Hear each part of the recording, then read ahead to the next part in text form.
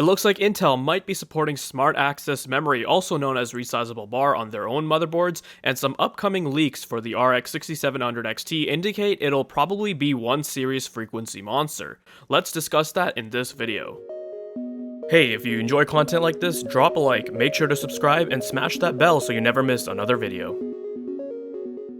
Hey, what is going on guys? Danny here, welcome back to the channel and I hope you've all been doing well. Seems like it didn't take too long for other manufacturers to implement their own smart access memory features with their own hardware. Our first topic comes from Tom's Hardware, and they're reporting that Asus has released a new BIOS update for various Z490 motherboards, which implements the support for AMD's smart access memory. Well, I guess calling it AMD's tech would be wrong, as it's essentially just a rebranded version of Microsoft's base address register. To recap, I'll give you guys a brief explanation as to what SAM is. With SAM, the data link between the CPU and GPU gets expanded so that the former can harness the full potential of the GPU memory, utilizing the bandwidth of PCI Express to remove the bottlenecks and increase performance. Whereas before, the CPU would only have a limited access to the GPU's VRAM, a limited 256 megabytes. But with SAM, you now have full access. However, this feature was only available on X570 motherboards with a Ryzen 5000 series processor, and we'll talk more about the implications of this in just a moment. Now, that's not the case anymore. Asus has released a beta version of a BIOS for Z490 motherboards so that users who may be rocking a 10th generation Intel processor can take advantage of the feature. And Tom's Hardware have also posted some screenshots of the new updated beta BIOS from the ROG Maximus 12 Apex motherboard, and you guys can see it clearly shows resizable BAR support. And adding on to that, a user on Twitter by the name of Chris Weffers posted a leaked slide from the Asus presentation document, and here they show a system configured with an i7-10700K running a Maximus 12 Hero paired with a 6800 XT, and you guys can see on the right hand side there is a bar graph indicating that in Forza Horizon 4 with SAM enabled, the system sees a considerable boost, a 13% performance boost. Those are similar figures that we had seen from AMD's own benchmarks. In fact, I think it might actually be a little bit higher. So that's a very good sign to see, as I know many were worried, well, even if SAM is implemented on other hardware, will it be as good? And the answer is that yeah, it will be, certainly.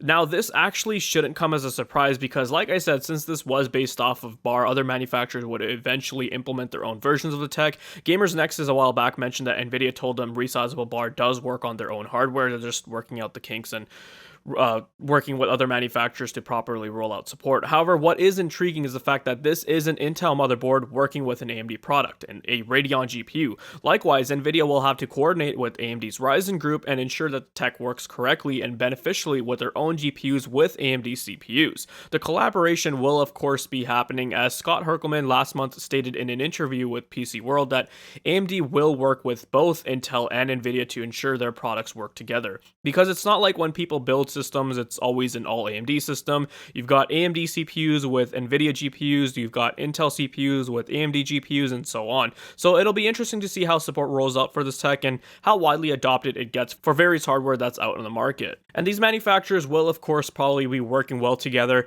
and collaborate on making sure it does work, because having this tribalism with SAM or resizable BAR would only probably backfire on the community or the company themselves, because say it doesn't work that well if you have an AMD CPU and an Nvidia GPU, then people are just going to write off the feature and say, yeah, it's a hit or miss, I'm not going to bother with it. So they definitely don't want to do that.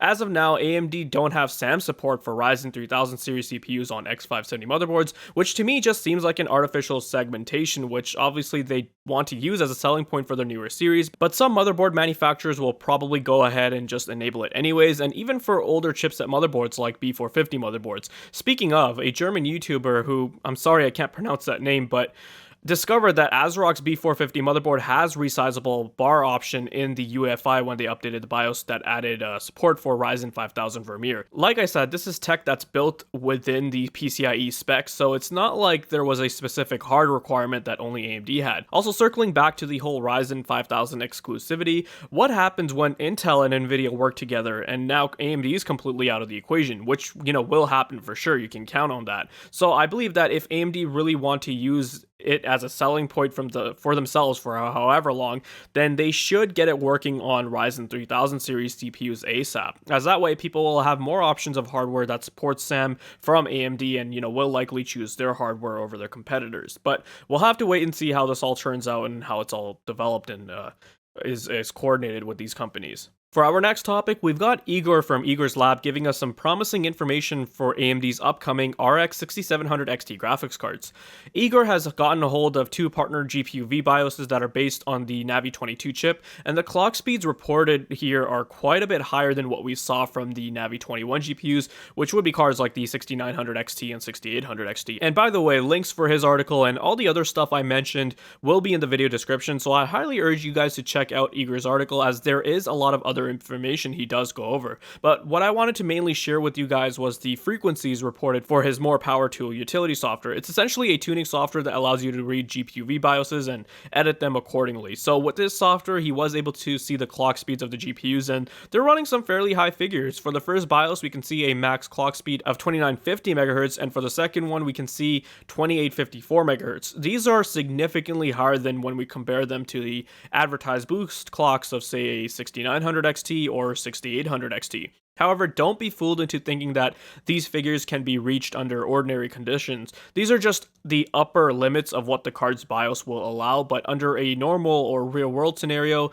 the clock speed should be more in line with what we've seen from the cards already released. In fact, Patrick Schur on Twitter posted that the RX 6900 XT has a limit of 3000 MHz and the RX 6800 XT has a limit of 2800 MHz. I'm betting that when the 6700 XT comes out, it will probably have an advertised boost of around 2250 to 2300 MHz, and that the 6700, which will be the lower bin cut down version of Navi 22, it'll probably be around 2200 MHz. However, this is promising for AIB models and users who will be overclocking these GPUs, because I've actually seen users who were able to get their hands on these GPUs and who actually tried overclocking them to be reporting clock speeds seen around 2600 MHz, which is considerably higher than the factory boosts. Plus, with AIB models using custom and beefier coolers, we should see them being able to achieve higher clock speeds as well, which only results in better performance and ultimately making the experience better for the user. Nonetheless, the fact that these partner BIOSes are reporting such a high clock speed bodes well for the 6700 XT and 6700, as these cards will be set to take on NVIDIA's mid-range GPUs like the RTX 3060 Ti, which I actually did a whole full-on in-depth review of just recently, so I highly recommend checking it out. And that GPU offers some really good performance, beating out my 2080 Super in most cases, but when overclocked, it did establish a more significant margin, and with an MSRP of $400 US, it definitely doesn't seem like a bad deal, and that is if you can, hopefully find it at around that cost. But that is a decently high bar set by NVIDIA, and the 6700 XT needs to at least match, if not beat it, in regards to performance, which I think is doable, but then the real kicker will be price. I have a feeling that AMD will sandwich the RTX 3060 Ti, where the 6700 XT might be around $450, and the 6700 will be like $379 or something like that, but we'll see. AMD has already stated that they will be doing a virtual keynote on Tuesday, January 12th, 2021 for CES, so I'm assuming they'll probably announce the cards and we'll see more information about specs, pricing, and a release date. I hope you guys found this video to be informative and helpful. Let me know your thoughts down below. Check out the video description on ways to support the channel and for my other videos. If you guys are interested in more content like this, then make sure you subscribe. Thanks for watching, take care, and I'll see you guys in the next one.